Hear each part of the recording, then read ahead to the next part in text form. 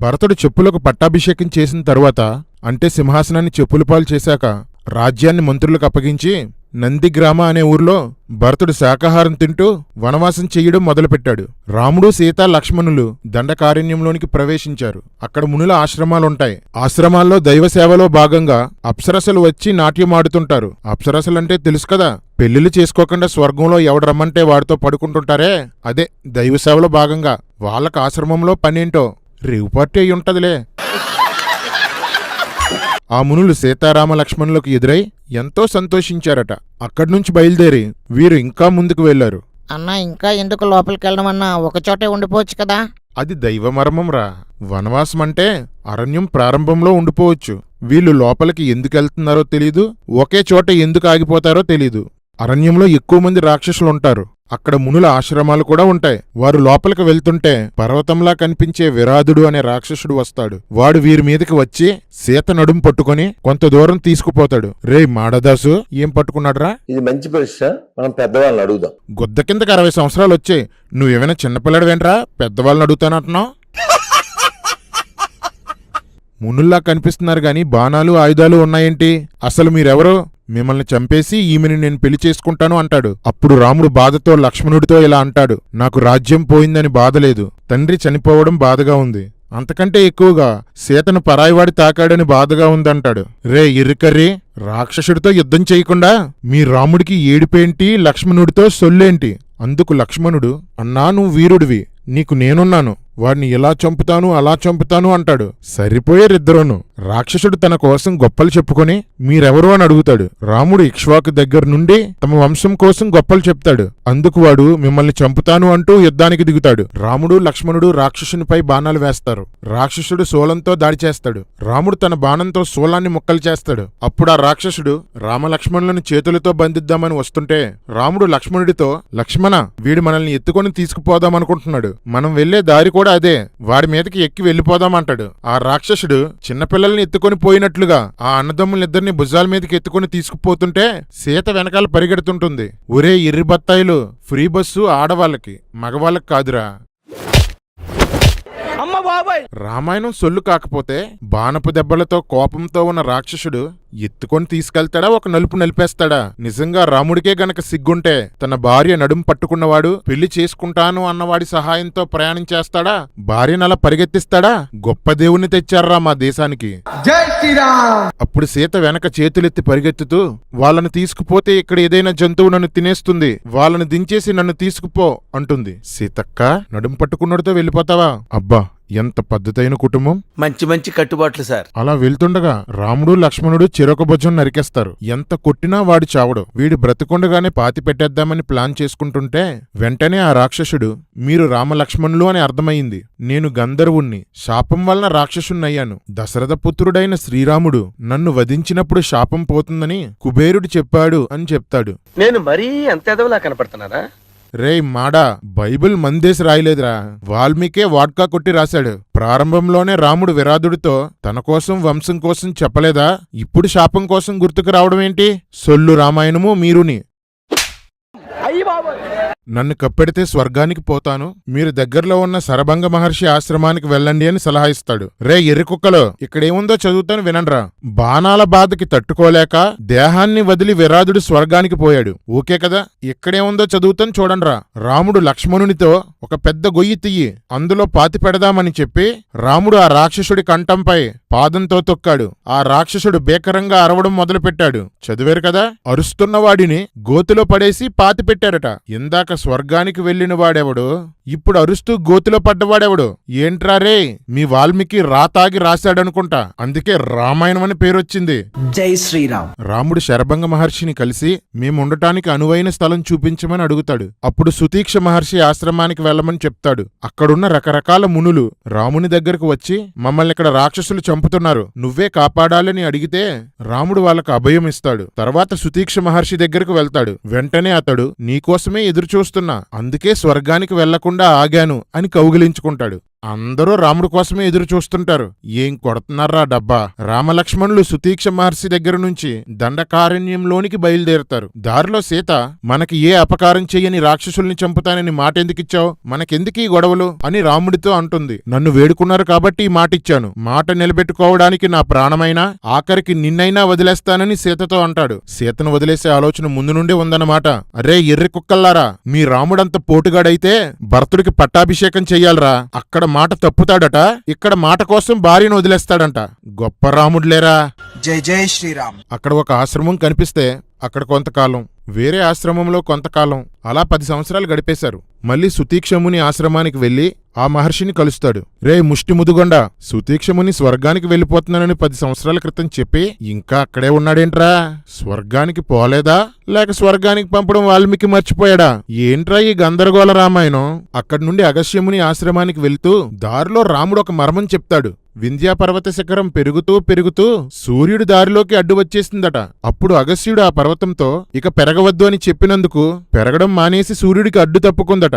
ఒరే ఎర్రి బత్తాయిలు, ఒరే బురద పందులు, భూమికి సూర్యునికి మధ్య దూరం 14,90,00,000 కిలోమీటర్లు. పర్వతం ఎదిగి సూర్యునికి అడ్డుపడిందా? లక్ష్మణుణ్ణి సీతని చిన్నపిల్లల్ని చేసి రాముడు సొల్లు కబుర్లు చెప్పేస్తున్నాడు రోయ్. జై శ్రీరామ్. అగస్త్యముని దగ్గరికి వెళ్లి పాదాభివందనం చేస్తారు. అప్పుడు అగస్త్యుడు, ఓ రామా, వనవాసం చేసేవాడు ముందుగా వైశ్వదేవాది అగ్ని కార్యాలను ఆర్ఘ్య పాదార్థులతో అతిథి పూజలు చెయ్యాలి. అలా చేయకపోతే స్వర్గంలో తన మాంసం తానే తింటాడు అంటాడు. రాముడు ఇవేమీ చేయలేదు. వనవాస పద్ధతులు ఏమాత్రం పాటించని వాడు తండ్రి మాటకు లోబడినట్టు ఎలా అవుతుంది? అగస్త్యముని చెప్పిన ప్రకారం స్వర్గానికి వెళ్లిపోయిన తర్వాత రాముడు తన మాంసాన్ని తానే పీక్కు తింటున్నాడన్నమాట.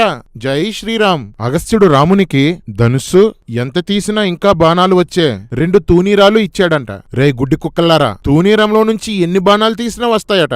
అబ్బబ్బబ్బా, చెప్పారులేరా సొల్లు పురాణం. దాని పేరే రామాయణం. రాముడు మునితో మాకొక స్థలం చూపించమని అడిగితే పంచవటి అనే స్థలానికి వెళ్ళమని చెప్తాడు. పంచవటికి వెళ్తుండగా దారిలో జటాయు అనే పెద్ద గ్రద్ద కనిపిస్తుంది. నీవెవరు అని రాముడు అడిగితే నేను నీ తండ్రికి మిత్రుడిని అంటుంది. జటాయువు, నేనీ ఆశ్రమం చుట్టూ కాపలా కాస్తాను. నువ్వు లక్ష్మణుడు ఎక్కడికైనా వెళ్ళినప్పుడు సీతకి నేను కాపలా కాస్తాను అని రాముడిని అడిగితే రాముడు సరే అంటాడు. పంచవటికి వచ్చాక వాస్తు ప్రకారం ఒక ఆశ్రమంని నిర్మించమని లక్ష్మణుడితో చెప్తే బలంగా అందంగా ఒక ఆశ్రమాన్ని కట్టాడు. మరి రాముడేం చేశాడు? శుభ్రంగా అందులో కూర్చొని తింటాడు. రమా, నువ్వు భార్గవరాముడివి కాదు, బద్ధకరాముడివి. అలా పంచవటిలో 3 సంవత్సరాలు గడిపేస్తారు. రావణుని చెల్లి వికృత రూపం గల శూర్పణఖ రాముని గూర్చి విని పంచవటికి వచ్చి రాముని రంగు రూపం చూసి కామకోరిక గలదై నన్ను వివాహం చేసుకో అని అడుగుతుంది. నేను నీ భార్యని తమ్ముణ్ణి తినేస్తాను, మనమిద్దరం హాయిగా ఉందామని అడుగుతుంది. ఒరే కర్రీ, రాక్షసులు కామరూపులు కదా, అందమైన రూపంలో వెళ్ళకుండా ఈ శూర్పణఖ నల్లగా వృద్ధురాలుగా ఉన్న రూపంలో ఎందుకెళ్ళిందిరా? బాలేదురా, కథ బాగా రాయలేదు. రాముడు వెటకారం చేస్తూ నా దగ్గర భార్య ఉంది, నా తమ్ముడు భార్యకి దూరంగా ఉంటున్నాడు, అతన్ని పెళ్లి చేసుకో అని చెప్తాడు. లక్ష్మణుడి దగ్గరికి వెళ్లి నన్ను పెళ్లి చేసుకో అని అడిగితే నేను కాదు, నీకు నా అన్నే తగినవాడని చెప్తాడు. అలా రాముడు లక్ష్మణుడు శూర్పణఖను అపహసించడంతో సీతపై దాడికి దిగింది. అప్పుడు రాముడు క్రూరులతో పరిహాసం ఏ విధంగానూ పనికిరాదు అంటాడు. రే లంబడి లలిత్, పరిహాసం చేసింది ఎవడరా? రాముడి బుద్ధే అంతా. తప్పులు చేయడం, నీతులు చెప్పడం. ఇలాంటోడు నీకు గొప్పోడుగా కనిపించాడంటే నువ్వెంత తేడానో. ఈ రాక్షసిని శిక్షించు అని రాముడు అనగానే లక్ష్మణుడు ఆమె ముక్కు చెవులు కోసేశాడు. మొదట్నుండి మనోడికి అలవాటే కదా. అప్పుడు శూర్పణఖ అరణ్యంలో ఉన్న మరో సహోదరుడైన కరుడిని కలిసి జరిగిందంతా చెప్తుంది. కరుడు 14 మంది రాక్షస యోధుల్ని పంపితే రాముడు 14 బాణాలతో వాళ్ళని చంపేస్తాడు. ఒరే ఎర్రికర్రి, 14 మందిని 14,000 మంది అని తర్జుమా చేసేశారా? కరెక్ట్ గా చేసుకోండ్రా బాబు. రామాయణమే తప్పుడుదంటే ఆ తప్పుడు రామాయణంలో మళ్ళీ తప్పులా? తర్వాత కరుడు 14,000 మందిని తీసుకొని రాముడితో యుద్ధం చేయడానికి బయలుదేరతాడు. అప్పుడు మేఘాలు అశుభంగా రక్తదారులు వర్షించాయట. రే ఎర్రి బత్తాయిలు, మేఘాల్లోకి రక్తం ఎవడెక్కించాడ్రా? మీ దేవుళ్ళా దేవతలా? అయితే గీతే మీ ఓళ్ళు వీర్యం ఎక్కిస్తారు గాని రక్తం ఎవడెక్కించాడ్రా? రే కర్రీ, బైబిల్లో రక్తంలో ముంచిన వడగండ్లు పడినట్లు ప్రకటన గ్రంథంలో ఉంది కదా అంటావేమో, అది శకునం కాదురా, శిక్ష. లైవ్ లో చూద్దుగాన్లే, నీ రొట్ట రామాయణంలో అది శకునమని చాలాసార్లు రాశాడు. నష్టమో నాశనమో జరిగేటప్పుడు మేఘాలు రక్తాన్ని కురిపించేలా ఉంటే నువ్వు పుట్టగానే మీ ఊరు రక్తపు వానలో కొట్టుకుపోవాలరా. సొల్లు రాతలు మీరుని. క్రూర మృగాలు కర్ణ కఠోరంగా అరిచాయంట. రే కర్రీ, క్రూర మృగాలు కఠోరంగా అరవకపోతే కోకిల్లాగా అరుస్తాయంట్రా. చెత్త చాదస్తాలు మీరుని. కరుడు వస్తుంటే మొలకలు పడిపోయి సమస్త భూమి కంపించిపోయిందట. చ ఏంట్రా మాకీ కర్మ. రాముడు లక్ష్మణుడిని సీతని ఒక గుహలో ఉండమని చెప్పి యుద్ధం ప్రారంభించాడు. రకరకాల ఆయుధాల్ని రాముడి మీద విసిరారు. బాణాల వర్షం కురిపించారు. రాముడు తన బాణాలతో వాటిని కొడుతుండగా శరీరమంతా గాయాలై ఒళ్ళంతా రక్తసిక్తం అయిపోయింది. రే ఎర్రికుక్కలో, ఇవెందుకురా సినిమాల్లో చూపించరో? రాముడికి దెబ్బలు తగిలాయంటే మీకు పరువు తక్కువ? రాముడు వందల కొలది బాణాలు వేసి వేల కొలది బాణాల్ని, రాక్షసుల్ని, ధనుస్సుల్ని ముక్కలు ముక్కలు చేసేశాడు. అబ్బా ఏం సొలు రామాయణంరా. రాక్షసులు పెద్ద పెద్ద చెట్లను, కొండరాళ్లను రాముడి మీద వేస్తూ చుట్టుముట్టారు. బాణాలు కురిపిస్తున్నారు. రాముడు గాంధారస్త్రం వేస్తే వేల బాణాలుగా మారి అందర్నీ గాయపరిచి చంపేశాయి. మొత్తానికి రాముడు దోషణుడు, మహాపాలు, ప్రమాది మొదలైన రాక్షసుల్ని చంపేశాడు. ఒకేసారి 5,000 బాణాలు వేసి 5,000 మందిని చంపేశాడు. ఇది వాల్మీకి రామాయణమా, వీడియో గేమా? 3 తలలు గల త్రిశూరుడు, రాముడు, కరుడు మాత్రమే మిగిలారు. త్రిశూరుడు 3 బాణాలతో రాముని నుదుటి మీద కొడితే నవ్వి పువ్వులు తగిలినట్టుంది అంటాడు. ఇవే తగ్గించుకుంటే మంచిది. రాముణ్ణి వీరుడిగా చూపాలని కథ రాస్తూ వెర్రిపప్పలా చూపించారు. జనాలు నమ్మరనే కదా ఇలాంటి సన్నివేశాలు లేకుండా సినిమాలు తీస్తున్నారు. రాముడు 3 బాణాలు వేసి త్రిశూరుడిని చంపేశాడు. త్రిశూరుడు చనిపోవడంతో మిగిలిన సైనికులందరూ పారిపోతుంటే కరుడు చూసి చాలా కోపం వచ్చి రాముడితో యుద్ధం ప్రారంభించాడు. రేయ్ మాడా, త్రిశూరుడు, రాముడు, కరుడు తప్ప అందరూ చనిపోయారని రాశారు కదరా. రాముడు, కరుడు బాణాలు వేసుకుంటే ఆకాశం కనపడలేదంట. ఏ అన్నా? బాణాలు మూసేశాయంట్రా. అవునా అన్నా? ఒకరి మీద ఒకరు వేసుకోకుండా ఆకాశం మీద ఎందుకు వేసుకుంటున్నారన్నా? చాలా సేపటి నుండి యుద్ధం చేసి అలసిపోయారు కదరా. ఏమైనా పెట్టెలు పడితే కాల్చుకొని తిందామని కరుడు బలమైన బాణాలతో రాముని కొట్టాడు. ఒళ్ళంతా రక్తసిక్తమయ్యింది.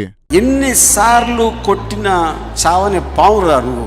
రాముడు అగస్త్యుడిచ్చిన బాణంతో కరుణ్ణి చంపేశాడు. రాముడు ఆశ్రమానికి వచ్చేసరికి సీతా లక్ష్మణులు ఆశ్రమంలో ఎదురు చూస్తున్నారు. విజయంతో వచ్చిన రాముణ్ణి లక్ష్మణుడు పూజించాడు. సీత గట్టిగా కౌగిలించుకొని మళ్లీ మళ్లీ గట్టిగా హత్తుకుంది. రేయ్ పూజలెందుకురా, దెబ్బలకు పసుపు రాయండ్రా. ఉసేయ్ కౌగిలెందుకే, దెబ్బలకి కట్లు కట్టు అనాలి. కాని పూజలందుకొని కౌగిట్లో కరిగిపోతాడు. వాల్మీకి యుద్ధాన్ని బాగానే రాశాడు గాని ఒళ్ళంతా దెబ్బలో రక్తంతో ఇంటికి వచ్చినప్పుడు భార్య తమ్ముడు ఏం చేస్తారన్నది ఆలోచించలేకపోయాడు. కథ అలాగే ఉంటదిలే. ఇదంతా రావణుడి గూఢచారి అయిన అకంపనుడు చూసి రావణునికి చెప్తాడు. యుద్ధంలో రాముణ్ణి నువ్వు చంపలేవు. అతనికి ఓ అందమైన భార్య ఉంది. ఆమెను అపహరిస్తే భార్య వియోగాన్ని తట్టుకోలేక రాముడు ఆత్మహత్య చేసుకొని చచ్చిపోతాడు అని సలహా ఇస్తాడు. ఆ మాటలు రావణుడికి నచ్చాయంట. ఒరే ఎర్రి కుక్కల్లారా, ఎప్పుడూ జై శ్రీరామ్ అని అరవడమేనా రామాయణాన్ని చదువుతుంటారా? రావణుడు తన సోరత్వాన్ని ఎవరు అవమానించినా ఏ మాత్రం ఒప్పుకోడు. యుద్ధకాండలో తమ్ముడు, భార్య, కొడుకు, మంత్రులు ఎవరు రాముణ్ణి గెలవలేవని చెప్పినా ఎప్పుడూ ఒప్పుకోలేదు. కథ రాసేటప్పుడు చూసుకొని రాసుకోవాలరా. రామాయణంలో పాత్రలకు ఒక తీరు తెన్ను ఉండదు. వాల్మీకి ఏ మూడ్లో ఉంటే ఆ మూడ్లో పాత్రలు రాసేశాడు. ఇది వాల్మీకి రామాయణం కాదు, వరస్ట్ రామాయణం. ఇక్కడ జోకేంటంటే సీత లేకపోతే రాముడు చచ్చిపోతాడని రాక్షసుడు అనుకోవడం. రాముడికి చుట్టూ మగాళ్ళుంటే చాలు, సీత అవసరం లేదు. తర్వాత మీరే చూస్తారు కదా. పక్కనే ఉన్న మారీచుడు అనే రాక్షసుడు, ఇతడు గుర్తున్నాడా మీకు? విశ్వామిత్రుడు యజ్ఞాన్ని కాపాడడానికి రాముడు వెళ్ళినప్పుడు రాముడు బాణం వేస్తే 1200 కిలోమీటర్లు ఎగిరి పడతాడు కదా, ఆ మారీచుడు అన్నమాట. మారీచుడు రావణుడితో సీతనెత్తుకుపోతే రాముడితో యుద్ధం తప్పదు అని హెచ్చరిస్తాడు. కాని శూర్పణఖ సీత అందాన్ని పొగుడుతూ ఆమెను పొందుకోమని రాముణ్ణి చంపమని రావణుడిని ప్రేరేపిస్తుంది. రావణుడు మారీచుని దగ్గరికి వెళ్లి సీతను అపహరించడంలో సహాయం చెయ్యకపోతే చంపేస్తానని బెదిరిస్తాడు. మారీచుడు రావణుడు చెప్పినట్లుగా బంగారు లేడి రూపంలో మారడానికి ఒప్పుకుంటాడు. నీలం కొమ్ములు, తెలుపు నలుపు రంగులు గల ముఖం, నీలపు చెవులు, తెల్లని కడుపు, నెమలివన్నె శరీరం, రంగురంగుల తోకతో ఉన్న లేడిగా మారి ఆశ్రమం ముందు తిరుగుతూ ఉంటాడు. సీత చూసి ఆశ్చర్యపోయింది. రామలక్ష్మణుల్ని పిలిచి చూపిస్తే లక్ష్మణుడు, అన్నా ఇది లేడి కాదు, మారీచుడే ఇలా వచ్చాడని చెప్తాడు. రే మాడా, మారీచుడు బ్రతుకున్నాడో చచ్చిపోయాడో కూడా లక్ష్మణుడికి తెలీదు. అలాంటిది మారీచుడే లేడిగా వచ్చాడని లక్ష్మణుడికి ఎలా తెలిసిందిరా? లక్ష్మణుడికే ఆ విషయం తెలిస్తే రాముడికి సీతకి ఎందుకు తెలియలేదురా? దీన్నే సొల్లు అంటారా. కాని సీత, ఈ లేడి నా మనసు దోచింది, నాకు కావాలి అని అడుగుతుంది. ప్రాణాలతో దొరికితే అయోధ్యకు తీసుకెళ్దాం, ప్రాణాలతో దొరకకపోతే చర్మం లాగేసి ఆసనం మీద వేసి కూర్చుందాం అంటుంది. కనపడదు కాని సీత కూడా వైలెంటే. లక్ష్మణుడు ఎంత వద్దని చెప్పినా సీత ఎంత ఆశపడిందో చూడు. ఆ మృగం ఎంత అందంగా ఉందో చూడు. రాక్షసుడైనా సరే చంపుతాను, నువ్వు జటాయువు సీతను చూసుకోండని చెప్పి పోటుగాడు వేటకు బయలుదేరతాడు. రాముడంటే ఓణ్ణి కాదులే, నేను ఎర్రి రాముడంటి ఓణ్ణి కాదులే. ఆ మృగం తప్పించుకుంటూ దాక్కుంటూ మాయమయ్యి ప్రత్యక్షమవుతూ ఆశ్రమానికి దూరంగా మన ఎర్రిరాముణ్ణి తీసుకుపోతుంది. రాముడు కోపంతో బాణం వేసి ఆ లేడీని కొట్టేశాడు. ఆ లేడీ చావబోయే పరిస్థితిలో రాక్షసునిగా మారి రాముని గొంతుతో సీతా లక్ష్మణ అని అరిచాడు. రాముడికి విషయం అర్థమయ్యి సీతా లక్ష్మణుల గురించి భయపడ్డాడు. రే, ఇందాక రాముడికి భయం లేదన్నవాడు ఎవడరా? సొల్లు రాతలు మీరుని. సీత ఆ కేక విని రాముడు ప్రమాదంలో ఉన్నాడు, త్వరగా వెళ్ళమని లక్ష్మణుడితో చెప్తుంది. లక్ష్మణుడు మాత్రం రాముడు బలవంతుడు, తనకి ఏ ఆపద రాదని చెప్తాడు. నీకు రాముడి మీద ప్రేమ లేదు, నన్ను పొందాలనే కోరికతో నువ్వున్నావు, అందుకే వెళ్లడం లేదని లక్ష్మణుని నిందించినా వెళ్ళను అంటాడు. దుష్టుడా కఠినుడా అంటూ రకరకాలుగా తిడుతుంది. నువ్వు వెళ్ళకపోతే నేను ఆత్మహత్య చేసుకుంటానని బెదిరిస్తుంది. ఇక చేసేది లేక లక్ష్మణుడు రాముడి కోసం వెళ్తాడు. తన సంసార జీవితం, తన సంతోషాలు త్యాగం చేసి ఊడిగం చేసిన లక్ష్మణుడి మీద సీత ఎలాంటి నిందలు వేసిందో చూడండి. రే పిచ్చికుక్కలారా, లక్ష్మణ రేఖ ఎక్కడుందిరా? మీ ధర్మం ఎలాంటిదంటే ఎవడు ఏం రాస్తే అదే మీ ధర్మం. వాల్మీకి తర్వాత ఎవడు ఎన్ని రామాయణాలు రాసినా, ఎన్ని భూత పురాణాలు రాసినా అన్ని నిజాలని నమ్మడమే మీ ధర్మం. దీన్ని ధర్మం అనర్రా, అజ్ఞానం అంటారు. వాల్మీకి రామాయణంలో లేని లక్ష్మణ రేఖను తెచ్చి గ్రాఫిక్స్ కి బోల్డ్ డబ్బులు ఖర్చు పెట్టేశారా సినిమాల్లో. రాజ్యాంగాన్ని వదిలేసి రామాయణాన్ని నెత్తి మీద పెట్టుకుని తిరిగే మోదీ గారు భారత్ కి లక్ష్మణ్ రేఖ. మోదీజీ, రామాయణంలో అది నహీజీ. లక్ష్మణుడు వెళ్ళగానే రావణుడు సన్యాసి వేషంలో, అనగా కాషాయి వస్త్రాలు, కమండలం, దండం పట్టుకుని సీత దగ్గరకు వస్తాడు. సీతను చూసి కామపరవశుడైన రావణుడు ఆమెను పొగుడుతూ, నీ ముఖం పాదాలు అందంగా ఉన్నాయి, నువ్వు అప్సరసవా, రతీదేవువా, ఎవరు నువ్వు, నీ పల్లవరస బాగుంది, నీ కళ్ళు బాగున్నాయి, బొడ్డు కింద నుంచి తొడల వరకు ఉన్న భాగం విశాలంగా ఉంది, నీ 2 స్తనాలు ఎత్తుగా ఉండి గుండ్రంగా ఉండి ఒకదానికొకటి దగ్గరగా చేరుకొని కొంచెం కొంచెంగా కదులుతున్నాయి, పుష్టిగా ఉండి నున్నగా ఉండి ఆకర్షణీయంగా ఉన్నాయి, నీ తొడలు ఏనుగు తొండాల్లా ఉన్నాయి, నీ నడుము పిడికడంతుంది, నీలాంటి అందగత్తిని ఇంతవరకు చూడలేదు, నువ్వెందుకు ఇక్కడున్నావు అని అడుగుతాడు. ఇలా మాట్లాడితే ఏ ఆడదైనా చెప్పు తీసుకొని కొడుతుంది. కాని సిగ్గు జ్ఞానం లేని సీత దాని ప్రశంసగా భావించి రావణుణ్ణి ఇంట్లోనికి తీసుకువెళ్లి పలు విధాలుగా అతిథి మర్యాదలు చేసింది. ఇదిరా మీ దిక్కుమాలిన ధర్మం, సనాతన హైందవ ధర్మం. బొంగేం కాదు. ఈవిడారా మన దేశంలో స్త్రీలకు ఆదర్శం? మీరు మాకు చెప్తారా? ఇలాంటి బూతు రామాయణం పట్టుకొని మా పవిత్ర బైబిల్ని బూత్ అంటారా? కింద దింపితే నోట్లోకి వస్తుంది నా కొడక. ఆసనం మీద కూర్చోబెట్టి కాళ్ళు కడిగింది. ఆహారం కూడా సిద్ధంగా ఉందని చెప్పింది. కాసేపు ఉండండి, వేటకి వెళ్లిన నా భర్త రకరకాల మాంసాలు తెస్తాడు తిందురుగాని అంటుంది. రాముడు ప్రమాదంలో ఉన్నాడన్న విషయాన్ని అక్క మర్చిపోయింది. రావణుడు అంగాంగాన్ని వర్ణించేసరికి సీత మురిసిపోయి మొగుడు ఆపదలో ఉన్నాడన్న విషయాన్ని మర్చిపోయింది. ఇక్కడ వాల్మీకి మనకి ఏం చెప్తున్నాడంటే, రామాయణం రాసే కాలంలో బ్రాహ్మణులు కూడా మాంసం తినేవారు. ఒరే ఉన్మాద బాపనోళ్ళంతా ప్రవచనాలాపి నా ప్రశ్నలకు సమాధానం చెప్పండ్రా. యజ్ఞాల్లో వధించిన జంతువుల మాంసంలో భాగాన్ని బ్రాహ్మణుడికివ్వాలని మనుస్మృతిలో రాయబడింది. రామాయణంలో 2 సార్లు బ్రాహ్మణులు మాంసం తినవచ్చని రాయబడింది. భరద్వాజుడిచ్చిన రేవు పార్టీలో ఆశ్రమంలో మాంసం పెట్టాడు. రాముడు వాస్తు పూజలో మాంసాన్ని నైవేద్యంగా పెట్టాడు. మరి ఎందుకు రామాయణంలో మాంసం అని ఉన్న ప్రతి చోట గోరఖ్పూర్ బోకు ప్రెస్ వాళ్ళు దుంపలు అని మార్చేశారు? బ్రాహ్మణ గణపాటిలు అవధానులు ఎందుకు ఈ విషయాలను దాస్తున్నారు? కారణం ఏంటంటే, భారతదేశానికి వలస వచ్చిన ఆర్యులు అంటే ఇరానియన్స్ మాంసాహారులు. వారు వేదాలను సృష్టించి విస్తారంగా జంతుబలులు చేయించి దానిలో మాంసాన్ని తినేవారు.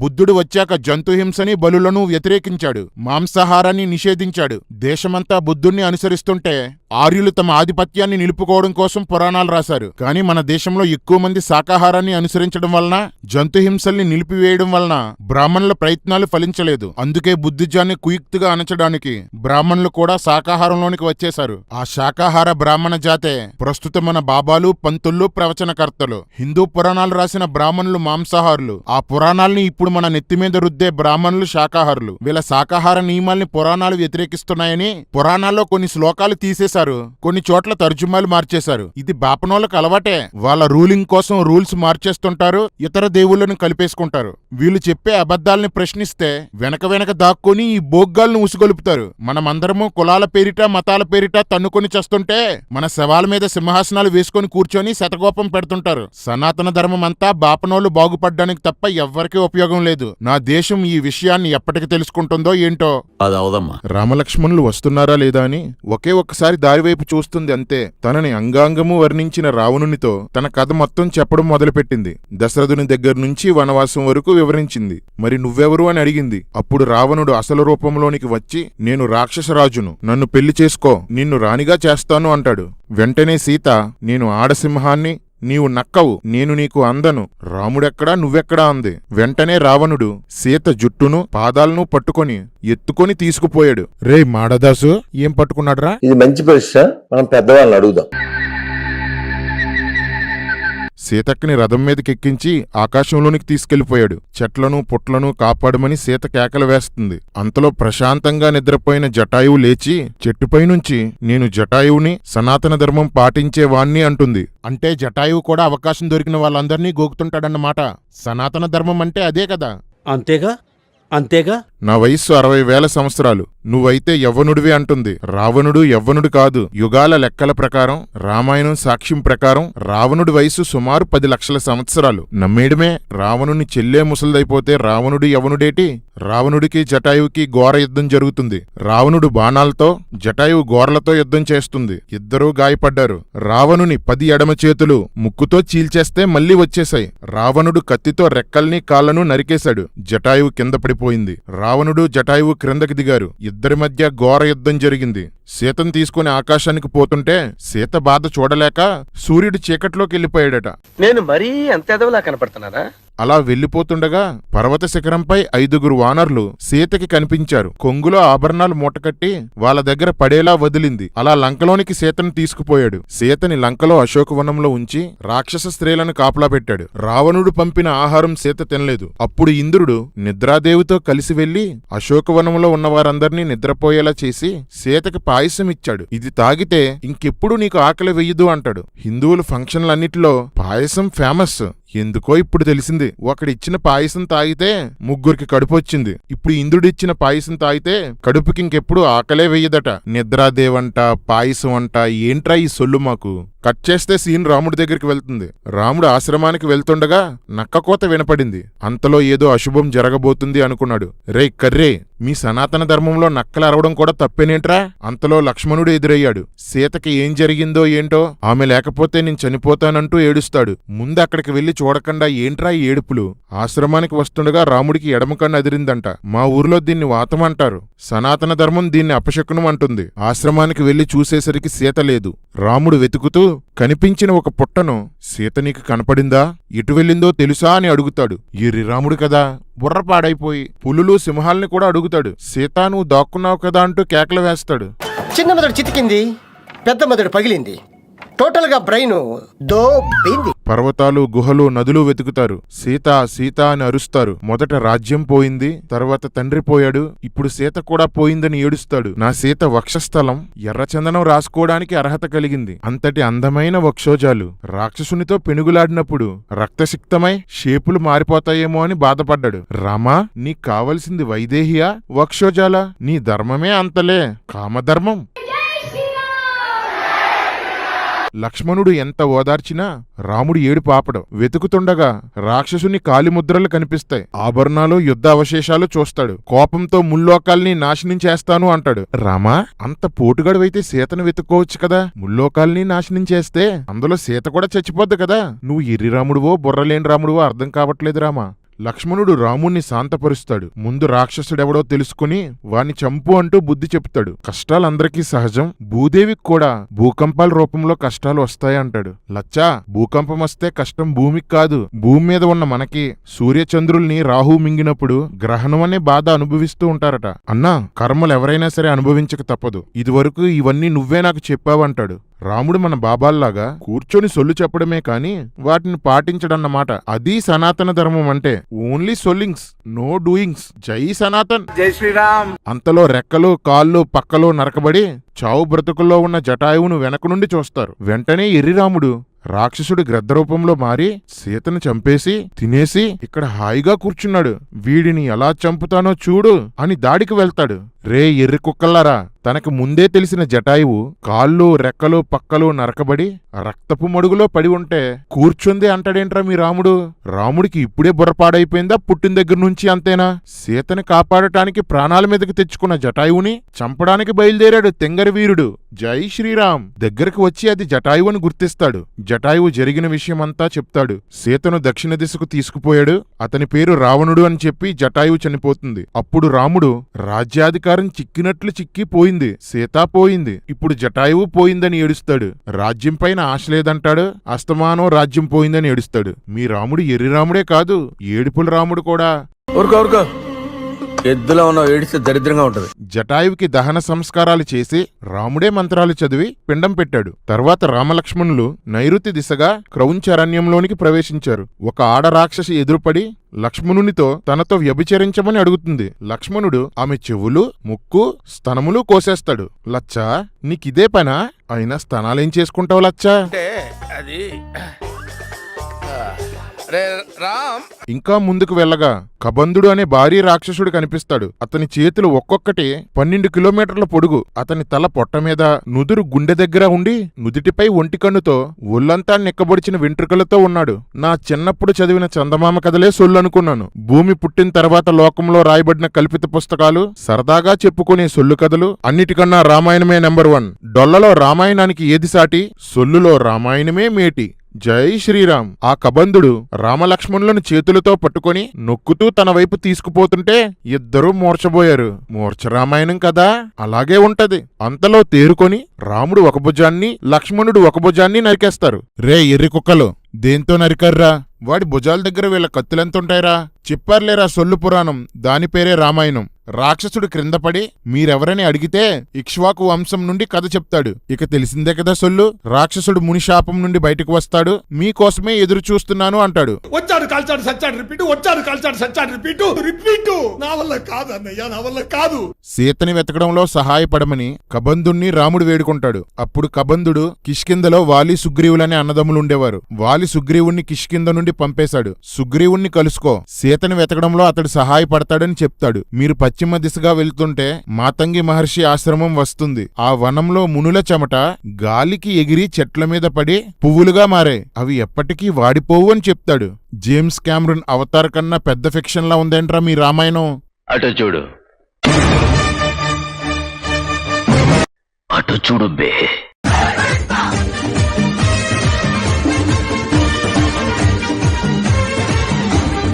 వారు పంపా సరస్సు పశ్చిమ తీరానికి చేరారు. అక్కడ శబరి ఆశ్రమాన్ని చూశారు. శబరి రాముణ్ణి చూడగానే ఏమంటుందో తెలుసు కదా, నా తపస్సు ఫలించింది, నీకోసమే చూస్తున్నాను, నా జన్మ ధన్యం, ఇంకీ సొల్లంతా మామూలే, ఎత్తండ్రా రాముణ్ణి ఎత్తండి. ఎంత గొప్పగా చెప్పినా గాలికి ధూళి ఎగిరిపోవలసిందేరా. రాముడు మహావృద్ధురాలైన శబరితో నీ తపస్సు ఆటంకం లేకుండా జరుగుతుంది కదా, కామక్రోధాలు నీ దరికి చేరడం లేదు కదా అంటాడు. చల్లని గాలి తగిలినా, చెట్లని పక్షులని చూసినా కామకోరికలు రగిలిపోయే రాముడు మహాతపస్వి వృద్ధురాలైన శబరిని కామక్రోధాలు రావట్లేదు కదా అని అడగడమేంట్రా కర్రీ?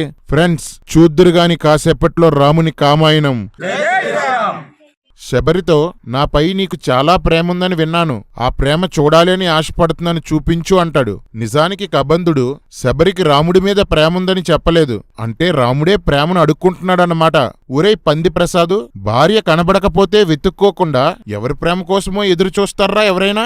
రాముడు పెద్ద మూడిష్టు. ఎప్పుడు మూడు ఎలా మారుతుందో ఎవరికీ తెలీదు. రామా, నువ్వు ముద్దుల రాముడు కాదు, మూడిష్టు రాముడివి. జై శ్రీరామ్. శబరి చెట్లు పువ్వులు అన్నీ చూపించి నేనిక స్వర్గానికి పోతాను అని చెప్తుంది. ఇంకా తానున్న ఆశ్రమం కోసం చాలా సొల్లు చెప్తుంది. మొత్తానికి రాముడు సీత కోసం మర్చిపోయాడు. ఇది రాముడంటే. శబరి స్వర్గానికి వెళ్లడానికి రాముడు అనుమతించగానే తనను తాను అగ్నితో కాల్చుకొని స్వర్గానికి పోతుంది. శబరి ఎంగిలిస్తే రాముడు తిన్నాడు. శబరి చనిపోయి నదిగా మారిపోయింది. ఇదంతా మూల రామాయణంలో లేదు. ఎవడు ఇవన్నీ కలిపాడో నేను తెలుసుకుందాం అనుకుంటున్నాను. నాకిప్పుడే తెలియాలి. ఎందుకన్నా? రామాయణంలో ఇప్పటికే ఇంత సొల్లు రాసి ఉంటే ఇంకా కలిపిన ఆ కక్కుర్తిగాడు దొరికితే బహుమానంగా ఒక బల్లెమిద్దామని అక్కడి నుండి ఋష్యమూక పర్వతం వైపు వెళ్తూ రాముడు చెట్లు పుట్టలు వర్ణిస్తుంటాడు. ఋష్యమూక పర్వతానికి వచ్చిన తరువాత రాముడు మళ్ళీ ఏడుపు మొదలు పెడతాడు. రాజ్యాధికారానికి దూరమై దయనీయ అవస్థలో ఉన్న నన్ను సీత పదే పదే ఓదార్చేది. ఇప్పుడు ఆమె లేకుంటే ఎలా అని ఏడుస్తాడు. అమ్మ దొంగ రామా, అందరి దగ్గర నాకు రాజ్యకాంక్ష లేదు అని యోగిలాగా నటించి పెళ్ళం దగ్గర కూర్చొని ఏడుస్తావా? నువ్వు గొప్ప నటుడు భయ్యా. సాధారణంగా నటరాజు అంటారు కదా, అది తప్పు. నటరాము అనాలి. అలా అరణ్యకాండ ముగిసి కిష్కింధకాండ ప్రారంభమవుతుంది.